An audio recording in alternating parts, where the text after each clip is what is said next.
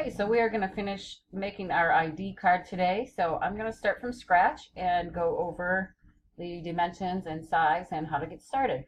So you're going to go to File, New. Again, we're going to make sure that this is set to inches. We're going to make the width 4 and the height 3, and we're going to leave the resolution at 300.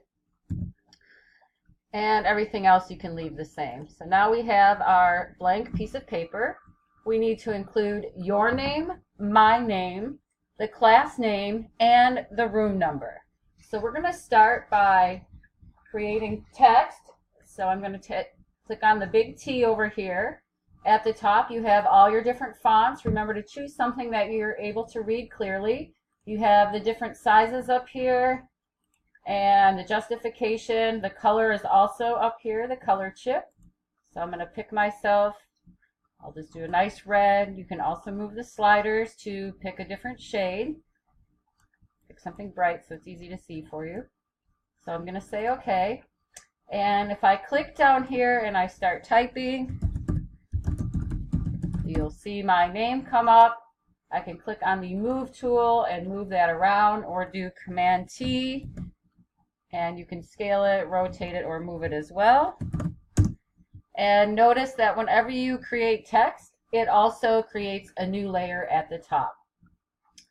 So if we go back to our letter T, or you can double click on the layer itself to select the word, there's a few things at the top. You can bend or warp your text if you like by doing a little arc, and you have sliders, and there's a bunch of other options at the top here in that letter T, so you can check that if you want.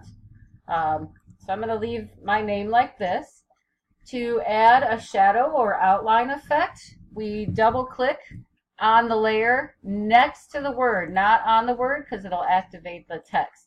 So if I double click, it's going to bring up my layer style menu. And here's where I can actually add a drop shadow. So if I want to add a shadow around, I'm going to click right on the word. If you just turn the checkbox on, it doesn't bring up the menu for that. Okay, so I'm going to just hit drop shadow. You'll see it brings the menu for that up. I can turn the opacity up, the distance, the spread, how thick it is, the size. Okay, we want it to be nice and clean and easy to read.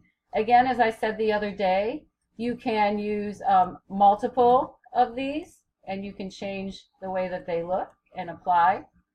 So I would recommend trying a few different options here. Usually like the bevel emboss, inner shadow, and drop shadow will work the best for this project. Okay. So I like that. I'm going to leave that here, and now I have my name. Then I would put Miss Busseri for the class. Okay, so your name would be here at the top. Then you would add my name and digital photography. Again, you can add effects to it. You can also copy these layer effects by right-clicking, go copy layer style, and then you can click on the next set of text and say paste layer style, and it will keep the same set of shading and background that you did previously. So that's a way that you can actually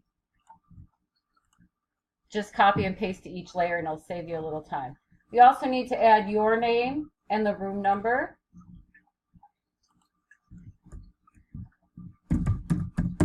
So let's say if it's Clara, so I can add her. Again, I'm just going to paste that layer style so that everything stays the same. And once you get a background image, you can move your words around and or make them smaller or larger so that they fit. And then again, I will paste my layer style. Remember, again, now I have a lot of different layers going on because every time I do a new set of text, it adds another layer. So next, what I want to do is add a background, or I can paint the background color with a brush. So I'll go over the brush first. So over here we have our brush tool, paintbrush. If you look at the top, we have options for the brush. We have different styles of brush and so forth. Again, we have the size and the hardness, just like we did when we used the other tool, the eraser tool. So you can use that. We also have over here opacity, so that's how thick and how much that will be applied, the paint will be applied. Down here you can pick a color, so maybe I want it to be a nice gray. I can make my brush larger, and with the opacity down, it's going to just do a really light background, so I could just paint the background up. Maybe if I want to add a splash of color, I could do that on top of it. Okay, so explore some of the brushes and look at what's there. Maybe I want to do a little blue come through here. You can see it builds up on itself. So there's a lot of different really interesting kind of texture brushes that you could use. You could outline, you could go around the edge, however you want to decorate it. Okay. Practice and be creative.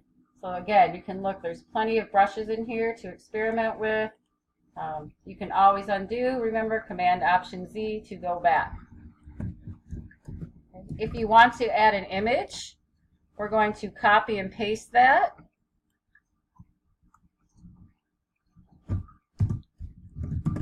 So remember, you want to open it or drag it to the PS at the bottom, because it will place it right on top, so that's not what we want. Let me grab my sunrise photo here. So you can do a background color, or you can add an image if you like, or both. So I'm just going to Control A, select all, Control C to copy, and then again Control V to paste over here. I can make it larger. Again, remember when I paste something in, it takes up the whole background or makes a new layer. So I could center that in. Okay. Now if I wanted, I could move my text around so that it isn't getting lost. I could make it smaller. Okay. However you want to rearrange it at the end. Okay. Also, one last thing you could do with your layer here, with a background image, we can make the opacity lower so that it fades into the background a little bit. Okay, so if you click on the layer and you look up here in the right hand corner of your layer menu, we can bring the opacity of the image down. And so then I can actually see my texture on the background, and I could see the image faded a little. If you just have a white background, then it would just be more opaque without the texture behind it.